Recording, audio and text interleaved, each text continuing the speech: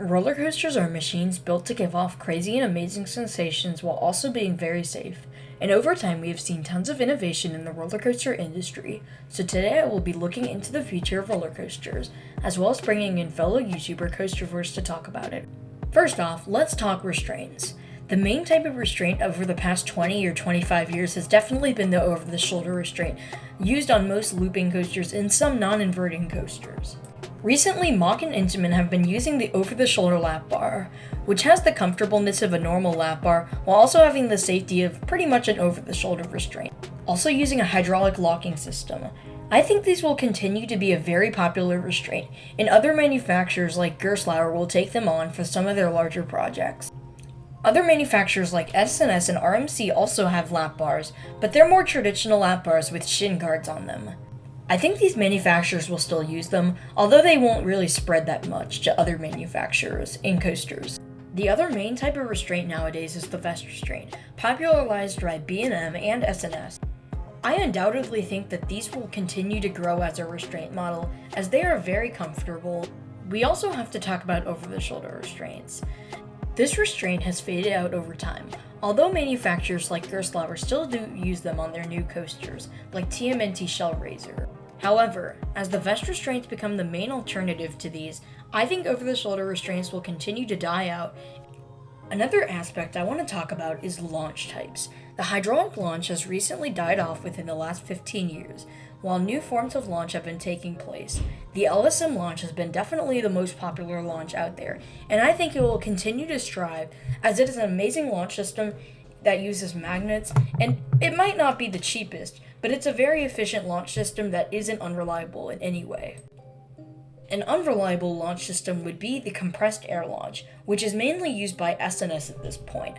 I think that there will still be a few compressed air launch coasters being built in the next few years, similar to something like Max Force, but I think it will definitely die off a lot more as there are more efficient methods. I've talked about this in a separate video, but I think LIMs are going to make a comeback because of their cheap nature. I think we're going to start to see some small family coasters to mid-sized family thrill coasters using these LIM launch systems, starting with Big Bear Mountain at Dollywood in 2023. Now I'm going to bring in CoasterVerse to talk about her predictions for the coaster industry, and more about the new manufacturers/ride models we can see in the future. My first prediction that I'll be making relates to Zamperla, which seems to be a manufacturer that is picking up momentum in the industry.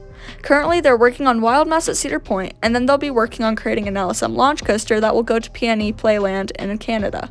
So, what do I predict? I could see Zamperla get more and more prominent in the launch coaster industry. So, in the next 5 to 10 years, I predict that we could easily see more LSM launch coasters by Zamperla being added to many more parks around the United States, and possibly even other countries too.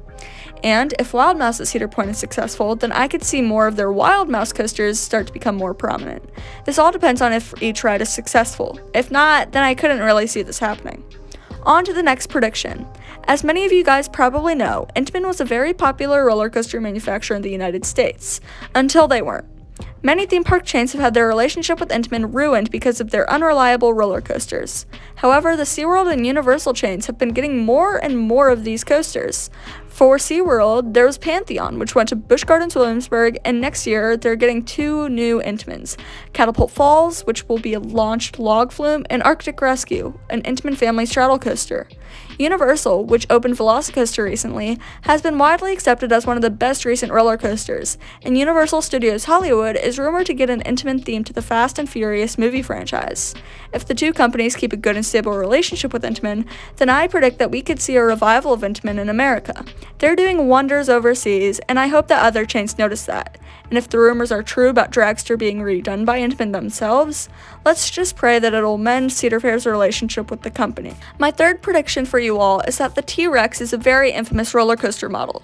This is a coaster model from RMC that is yet to be built, and many people have wanted to see one be added to Cedar Point to break the 500-foot tall barrier, but my prediction doesn't circulate around that.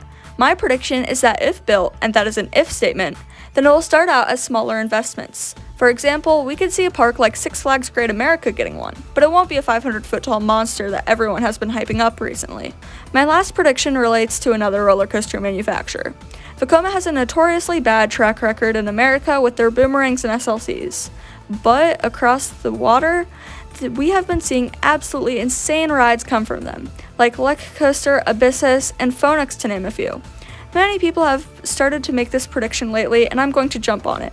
With the addition of Circuit Breaker coming to Codaland, I can see more modern Vekomas pop up around the United States, and we could see more tilt coasters coming to large-scale parks. We could possibly see Family Boomerang show up at parks, and maybe even models like their Bermuda Blitz start to come to parks like maybe Kings Island. Either way, I think that this is Vekoma's time to shine, and many parks need to start taking advantage of this. But anyways, those are all of my predictions. Thank you so much to Zero G Coasters for having me on. Make sure to go check out CoasterVerse. Her channel will be linked in the description and in a pinned comment. Anyways, that's gonna do it for this video. If you enjoyed them, make sure to like and subscribe, as it really helps me out on my journeys to 1,500 subscribers before the end of the year. Anyways, this is Zero G Coaster signing out. Have a great rest of your day, and see you guys.